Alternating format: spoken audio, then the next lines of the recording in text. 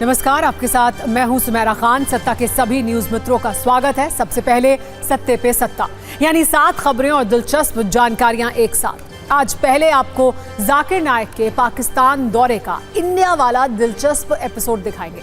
पाकिस्तानियों के सामने जाकिर नाइक ने पाकिस्तान की बुराई क्यों की और कैसे भारत की तारीफ वाले तराने गाए, इसकी एक वीडियो कुंजी है जिसमें जाकिर का 50% डिस्काउंट वाला विलाप भी है। इसके बाद प्रधानमंत्री के उस जाति बाण की बात जो आज उन्होंने कांग्रेस पर चलाए हैं। पीएम ने कहा कि कांग्रेस हिंदू धर्म में तो जाति देखती है, लेकिन मुसलमानों के नाम पर उसके नेताओं के मुंह पर ताला लग जाता है। इस पर सत्ता का क्लेश शुरू हो गया है, जिसमें बहुत चिंगारियां हैं। वैसे कांग्रेस के कुछ नेताओं से चुनाव आयोग भी बहुत नाराज है। उसने कांग्रेस अध्यक्ष खड़गे को एक लेटर लिखा है और कहा है कि हरियाणा में चुनावी नतीजों पर उनके नेताओं ने जैसे सवाल उठाए, ऐसे बयान इतिहास में कभी नहीं सुने गए। वैसे हरियाणा में कांग्रेस की हार के साइड इफेक्ट यूपी में दिखने लगे हैं और एसपी और कांग्रेस की सियासी दोस्ती में दरार पड़ती दिख रही है। दरअसल समाजवादी पार्टी ने यूपी में उपचुनाव के लिए 10 में से 6 उम्मीदवारों की लिस्ट जारी कर दी है। सूत्रों के अनुसार ये लिस्ट कांग्रेस से बिना बात किए जारी हुई है, जिससे वो नाराज हैं। आज जम्मू कश्मीर में उमर अब्दुल्ला ने अनुच्छेद 370 पर भी बड़ा बयान दिया है।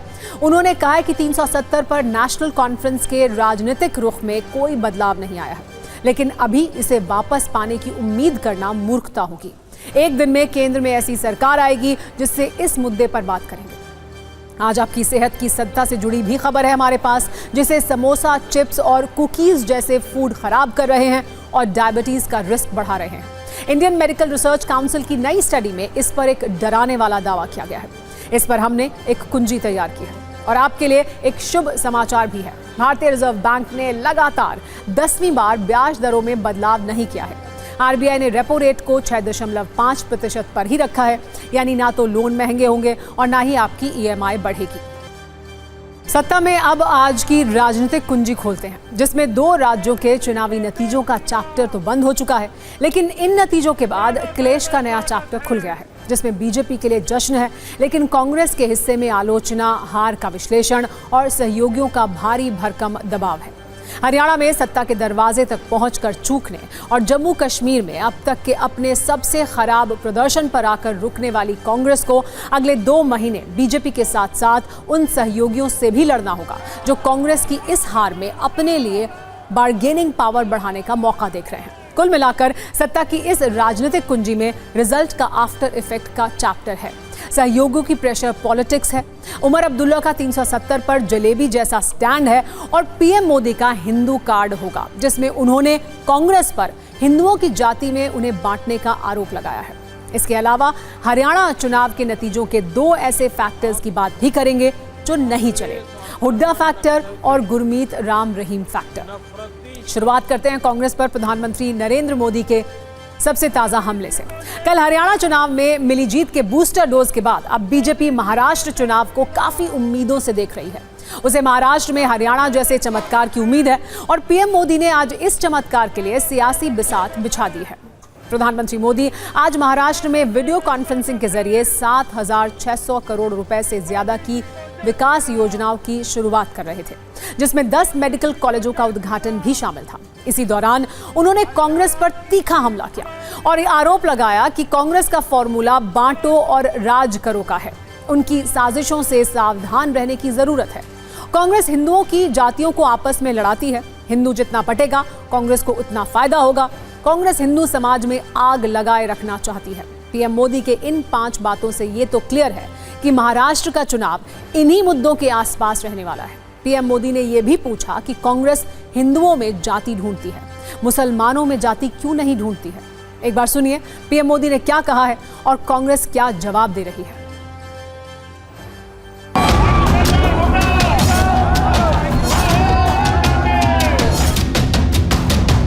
साथियों, कांग्रेस हमेशा बांटो और सत्ता पाओ के फॉर्मूले पर चली है।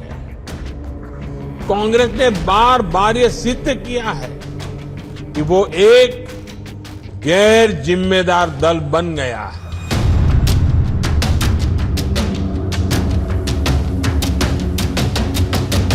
कांग्रेस का फॉर्मूला साफ है, कि मुसलमानों को डराते रहो, उनको भय दिखाओ,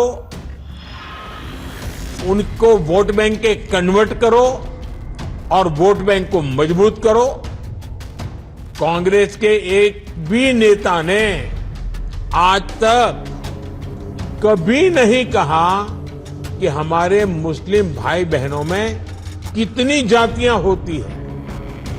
मुस्लिम जातियों की बात आते ही कांग्रेस के नेता पर मुंह पर ताला लगाकर बैठ जाते हैं। लेकिन जब भी हिंदू समाज की बात आती है तो कांग्रेस उनकी चर्चा जाति से ही शुरू करती है। कांग्रेस की नीति है हिंदुओं की एक जाति को दूसरी जाति से लड़ाओ।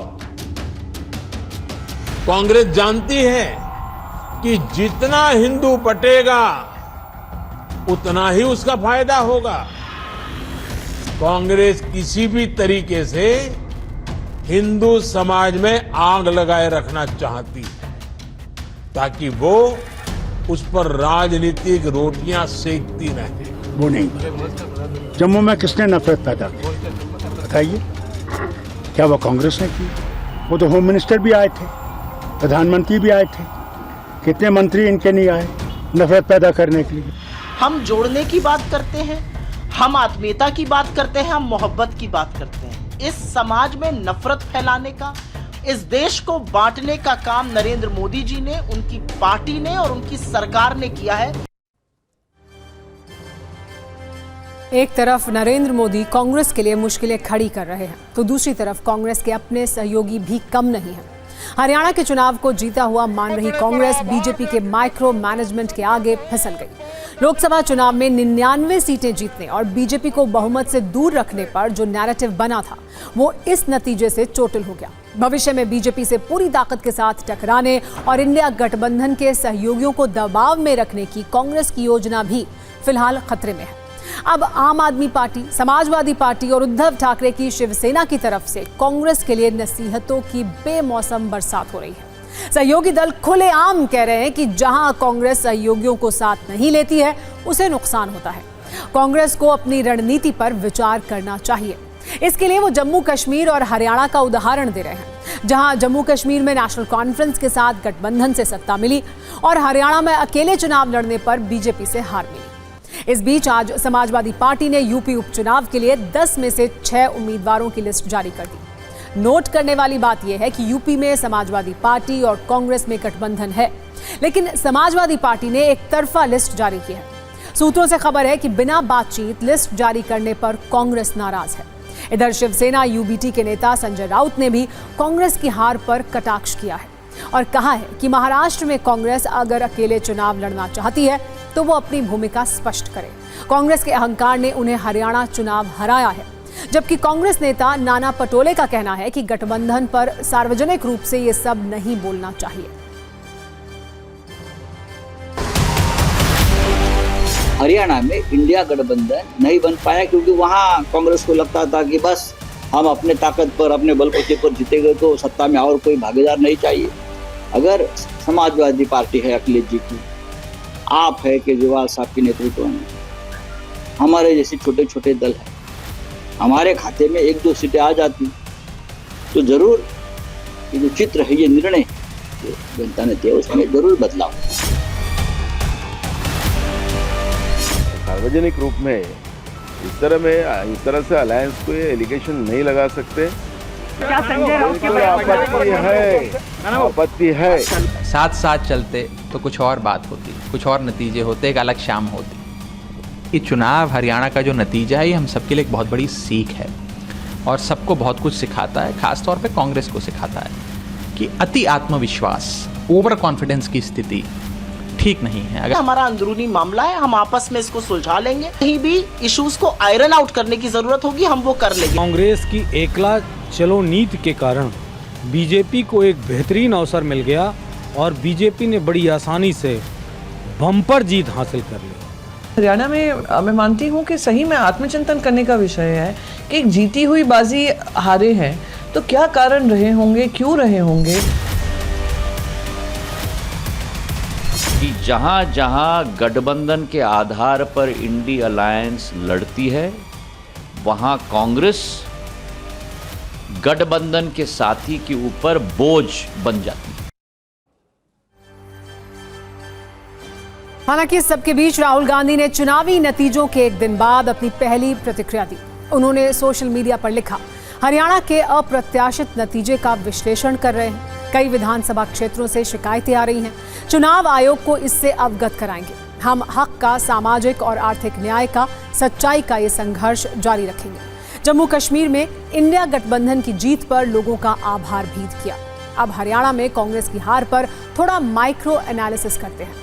जो कांग्रेस कल नतीजों से पहले चुनाव में बढ़त बनाए हुए थी, वो अचानक नतीजों में कैसे पिछड़ गई। दरअसल कांग्रेस का बड़ा तबका इसके लिए भूपेंद्र सिंह हुड्डा के खेमे को जिम्मेदार मानता है। उसका कहना है कि कई मामलों में राहुल गांधी की भी सलाह नहीं मानी गई, जिसके कारण हार मिली। लोकसभा में कांग्रेस को दलित, जाट और मुस्लिम वोटों का आधार मिला था, लेकिन हुड्डा ने एक तरफा चलते हुए कुमारी शैलजा और रणदीप सुरजेवाला को दरकिनार कर दिया।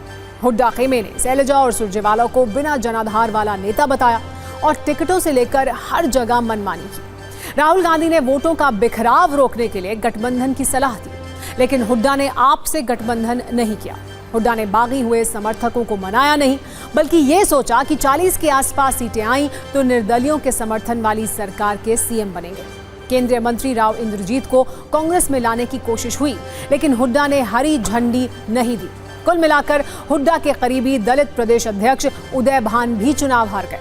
14 दिन शैलजा की नाराजगी को बीजेपी ने हवा दी तो दलित वोट जाट राज आने के खिलाफ बिखर गया। बाद में राहुल के मंचों पर शैलजा को मिले महत्व से एक मुश्त जाट वोटों में दलित महिला सीएम की आशंका पैदा हुई, जिससे वो भी बिखर गए।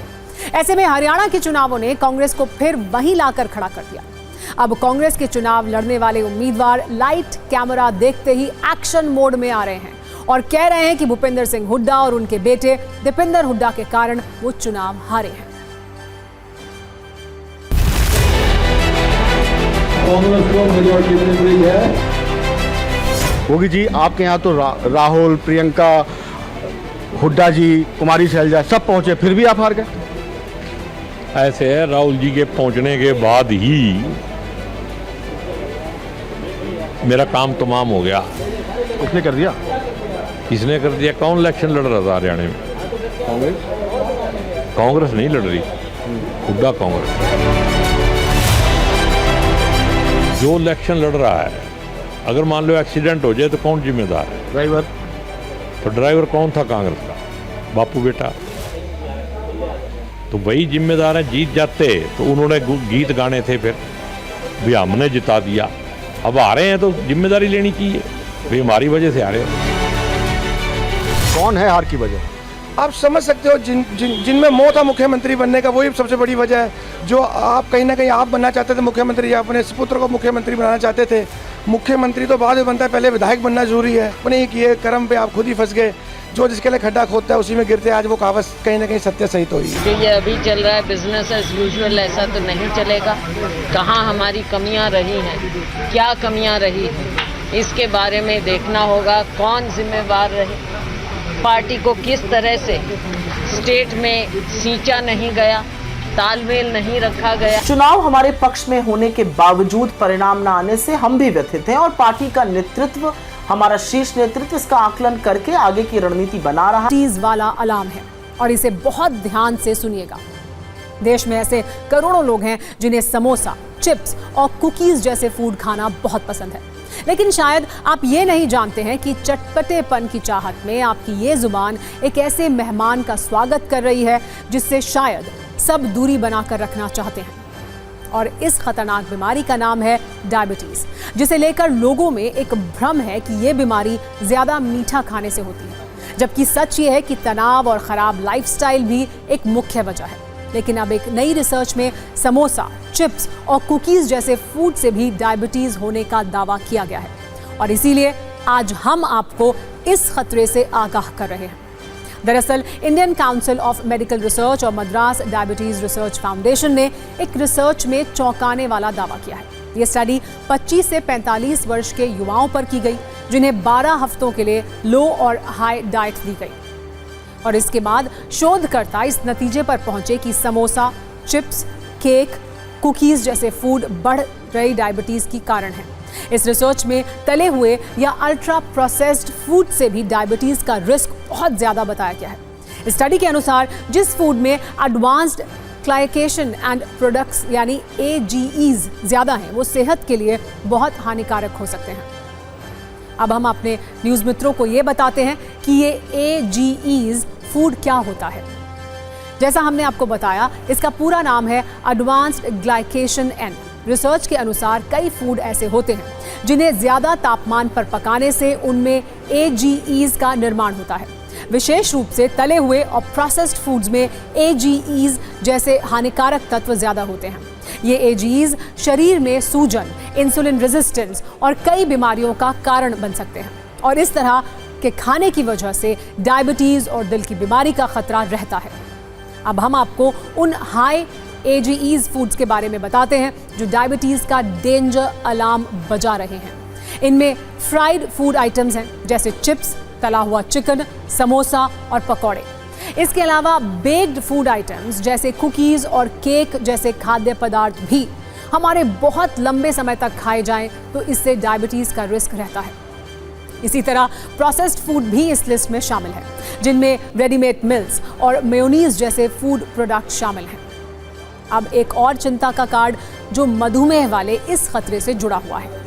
शायद आपको पता ना हो, भारत को दुनिया की डायबिटीज कैपिटल भी कहा जाता है क्योंकि भारत में शुगर के मरीजों की संख्या बहुत तेजी से बढ़ रही है। वर्ष 2023 की रिपोर्ट के अनुसार भारत में 10 करोड़ 10 लाख से ज्यादा लोग डायबिटीज से पीड़ित हैं और करीब 13 करोड़ 60 लाख लोग प्री डायबिटीज से, यानी डायबिटीज के बॉर्डर पर वो खड़े हुए हैं। सोचिए, ऐसी स्थिति में समोसा, चिप्स और कुकीज जैसे फूड से डायबिटीज वाला ये अलार्म सुनना कितना जरूरी है। अब बात करते हैं इजराइल और हिजबुल्लाह के बीच चल रहे युद्ध की, जिसका लगातार विस्फोटक विस्तार हो रहा है। मतलब ये कि इजराइल की सेना की तरफ से हमले नहीं रुक रहे हैं और ना ही हिजबुल्लाह के लड़ाके इजराइल की ओर रॉकेट दागने में कोई कोर कसर छोड़ रहे हैं। ऐसे हालात के बीच TV9 भारतवर्ष के संवाददाता सुमित चौधरी और कैमरा पर्सन निशांत लेबनान में ग्राउंड जीरो पर मौजूद हैं, जबकि इजराइल में TV9 के संवाददाता मनीष झा हैं। आपको वॉर जोन से आए लेटेस्ट धमाकेदार वीडियो वाली ये रील भी दिखाएंगे, लेकिन पहले ये जान लीजिए कि पिछले 24 घंटों में लेबनान में क्या कुछ हुआ है, जिसके आधार पर यह भी तय किया जा सकता है कि अगले 24 घंटों में ये युद्ध और कितना विनाशक हो सकता है। लेबनान की राजधानी बेरूत पर इजराइल एक साथ 4 एयर स्ट्राइक कर चुका है। साउथ बेरूत में हिजबुल्लाह के ठिकानों को टारगेट बनाकर हमले किए गए हैं, जिसमें हिजबुल्लाह का सैन्य नेटवर्क तबाह हो गया है। इजराइल की सेना ने हिजबुल्लाह के अंडरग्राउंड वेपन डिपो के नष्ट करने का दावा भी किया है। आज दोपहर इजराइल के प्रधानमंत्री नेतन्याहू के शहर केसरिया पर हमला किया गया। दावा है कि हिजबुल्लाह की तरफ से 2 मिसाइल से हमले किए गए। हालांकि IDF की ओर से कहा गया है कि दोनों मिसाइलों को टारगेट तक पहुंचने से पहले ही नष्ट कर दिया गया। हिजबुल्लाह और इजराइल के बीच मिसाइल वॉर के बीच ईरान के तेवर भी जंग वाले हैं। रिपोर्ट के अनुसार ईरान चोरी चोरी इजराइल से युद्ध की तैयारी कर रहा है। ईरान की सेना बड़े युद्ध की तैयारी कर रही है। ईरान के विदेश मंत्री ने इजराइल को चेतावनी दी है कि ईरान की ताकत को न आजमाए। इस बीच ईरान ने खाड़ी देशों को भी चेतावनी दी है और साफ साफ कहा है कि इजराइल को हमले के लिए भूलकर भी एयर स्पेस ना दें। इन बयानों और इन दावों से ये आप समझ सकते हैं कि कैसे इजराइल और ईरान के रिश्ते युद्ध वाले मोड़ पर हैं। अब आपको इजराइल की बड़ी तैयारी वाली सीक्रेट जानकारी भी देते हैं। कैसे इजराइल गुप्त तरीके से बड़े हमले की तैयारी कर रहा है, पूरी कहानी समझिए। दरअसल इजराइल ईरान पर बड़े हमले की तैयारी कर रहा है। ये खबर कि पिछले कुछ दिनों से बाइडेन और नेतन्याहू के बीच बात नहीं हो रही है, ये सिर्फ फैलाई जा रही है। इजराइल के डिफेंस मिनिस्टर योव गैलेंट का अमेरिका दौरा भी रद्द हो चुका है। आपको बता दें, योव गैलेंट ही नहीं, जिन्होंने आखिर में नसरल्लाह के मारे जाने की पूरी योजना तैयार की थी और आखिर तक अमेरिका के संपर्क में थे। ऐसे में सवाल है कि अगर इजराइल को लेकर ये दावे सच हैं, तो आगे सवाल है नेतन्याहू के मन में क्या है, इस युद्ध में आगे क्या होने वाला है।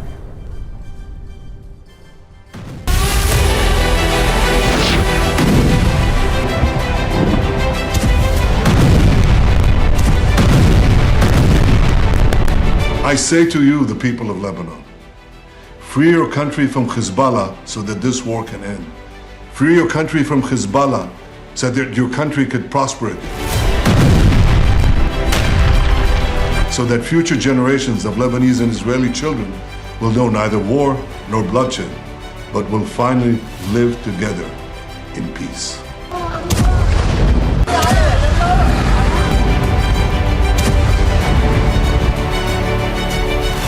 बेंजामिन नेतन्याहू और बाइडेन बहुत मामले में सहमत नहीं है, लेकिन वो एक मामले में सहमत हैं, वो ये कि ईरान एक बड़ा दुश्मन है, ईरान एक बड़ा खतरा है और इसलिए ईरान को काबू में रखना पड़ेगा।